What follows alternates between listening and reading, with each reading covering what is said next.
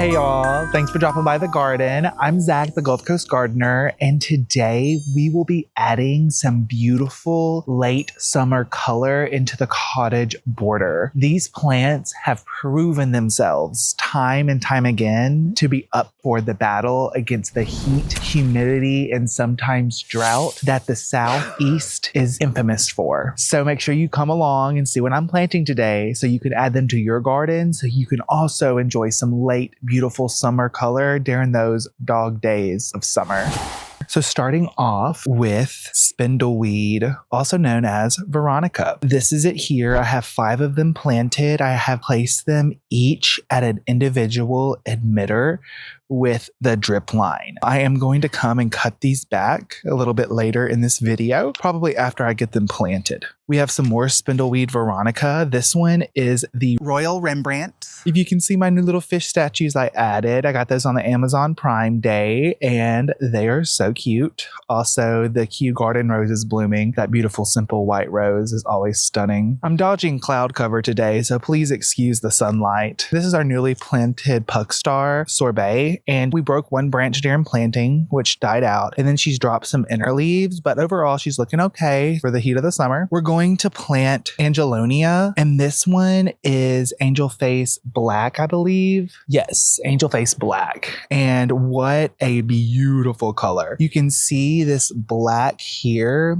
against the orange portulaca is really beautiful. So I'm really hopeful about this planting and how these will come and fill in. Now on the other side, we're going to plant our beautiful blue halo because they're almost the same color as the beautiful cool jazz petunia, which we're going to fertilize today at the end of our video. And so I have 3 of them here and then 3 of them here with our portulaca in the center. And then I tucked a Strawflower there and a Strawflower there. So Vinca, Angelonia, Strawflower.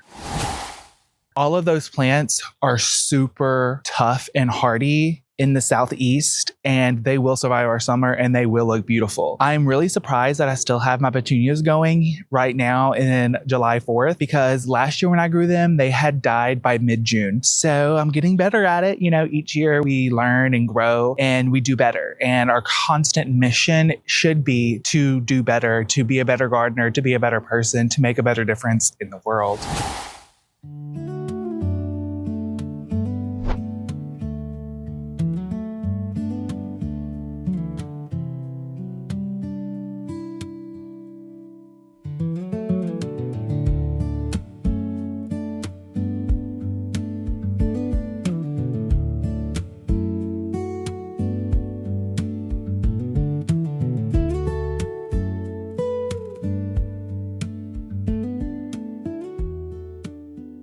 Now, something that is exciting on these is that I do see evidence of it already reseeding itself. So maybe these will reseed in the garden and be stunning. Almost forgot to do our 2 Strawflowers.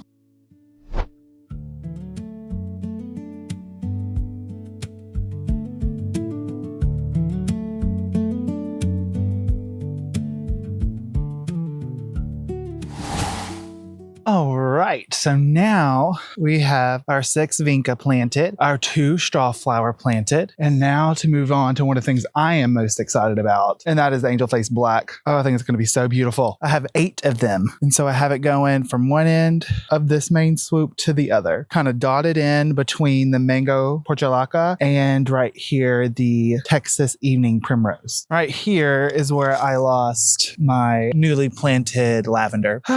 Lavender is so tricky here in the Southeast, y'all.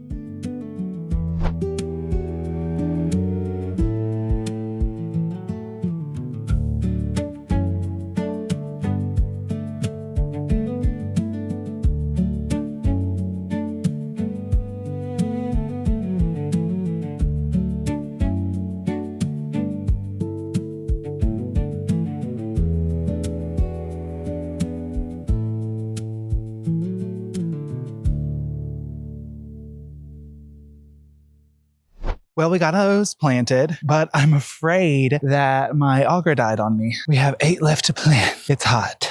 I guess I'm gonna go ahead and go get the shovel. See y'all in just a second. Thanks y'all for hanging in there. I am back with my shovel and there are already wasps and pollinators on this Veronica. So let's be tactful so that we don't get stung.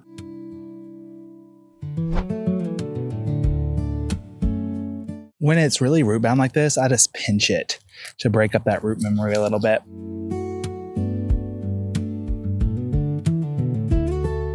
Now these are perennial, unlike most of the other ones. Excuse me, Mr. Wasp.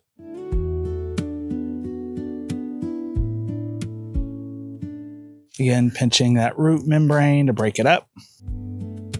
You can see that beautiful fungus in my soil. That's all that mycorrhizae fungi that helps to vascularize your plants. That's what the biotone does. The fact that I'm seeing it is very good. Literally just saw a butterfly come and land on this Veronica. There's another butterfly right there. Excuse me, butterfly friend. Much prefer you over the wasp, but you're all welcome here in the garden.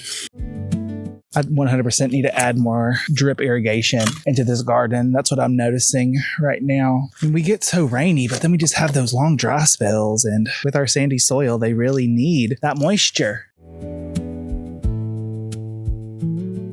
Okay, 3 down, 5 to go. Now these are the 5 that I do definitely want to go ahead and get cut back. And you can see that cutting it right here would be such a good move. But I could even cut it all the way down to here because there's so much new growth coming out. I could really cut it anywhere to reform that plant.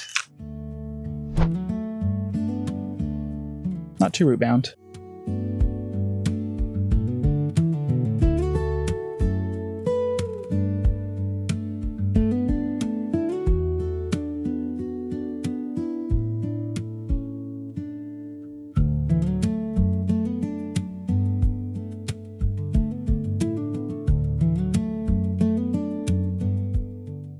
One left.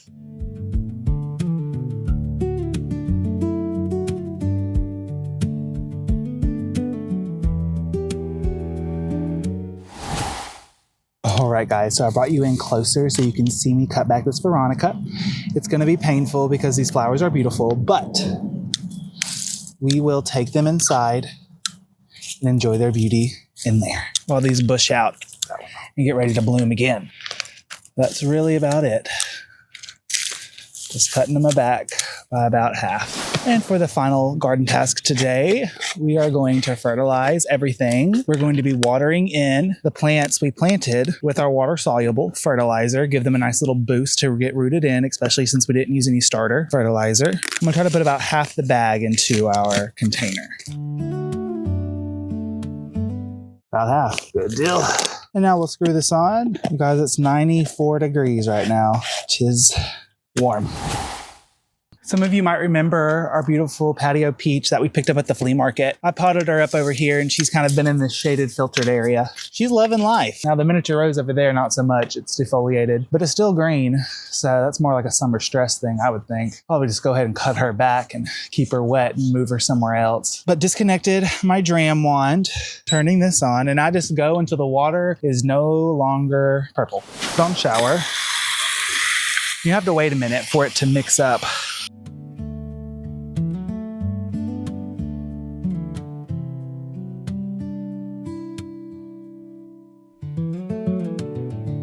So when you're fertilizing with water-soluble fertilizer, you just water your annuals like you normally water them. A nice dripping wet, slight puddle is even best. Try not to trip in the hose like me. But yes, these annuals, you can definitely tell, have been stressed in their containers. So giving them a little bit of food at planting is not a problem at all. I probably won't necessarily repeat this too often with these because they're not particularly hungry for fertilizer, but it will help them get going. They're not like the petunias that need it weekly. So it's really a delicate balance when you're watering with this because you want puddling, but you don't want runoff. So that is a key there. Watch for a puddle, but avoid a runoff. Now I have not planted the glow stick holly yet, but I have it placed there. You guys tell me what you think. Do you like that plant there? Because I'm loving it. But it's way different than an annual, because it's going to live there forever. Annuals come and go. These not so much. being harassed by a wasp. And I will say, when I was planting in here, it was dry. So I know I need to be coming in here when I have a little extra money and adding in more drip irrigation, because what I have in here right now is just not enough for what I have planted in here. The ground wasn't holding near enough moisture, and that explains why this area here has not been performing like that area over there. Probably has to do with the slope, but this one might have spacers that are further apart than that one over there. Like this might be 18 inches, that one might be 6 or 12. Maybe that's where I went wrong, or why they're not performing the same rather. Oh my god, it is blooming again. That's good. I was worried it wasn't going to rebloom.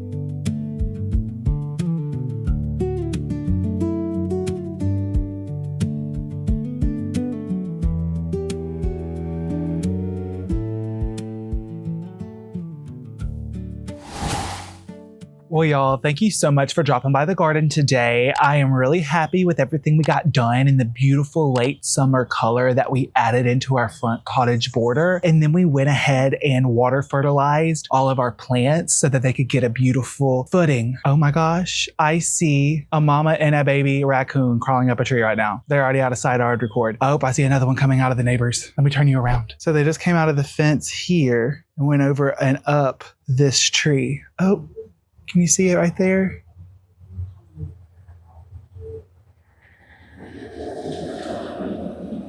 That was the baby. There's another one over there in the backyard, but I don't think it's coming out yet. It must still be eating whatever it's eating. So yes, all the plants that we added are going to be with me until the frost. They love the hot, they love the humidity, they love when the sun is an oven. You know exactly what I mean. You know, when you walk outside and all of a sudden you're like, am I baking? Do I like it? Or is it bad? Anyways, so beyond excited to have added the white Veronica, and I believe its name was First Lady, and it's a compact form of Veronica longifloria, normally growing about 18 inches tall and wide. So I have that beautiful drift of 5 there. I think will line the edge of the driveway. Just gorgeous. And of course, I love my color. I love my purple. I love my blue. So I had to buy the original color, which was the Royal Rembrandt. And then of course, the black angel face, Angelonia. I am just so excited for that dark plum against the orange. I just think in October and all through fall, it's just going to sing and be an absolute showstopper.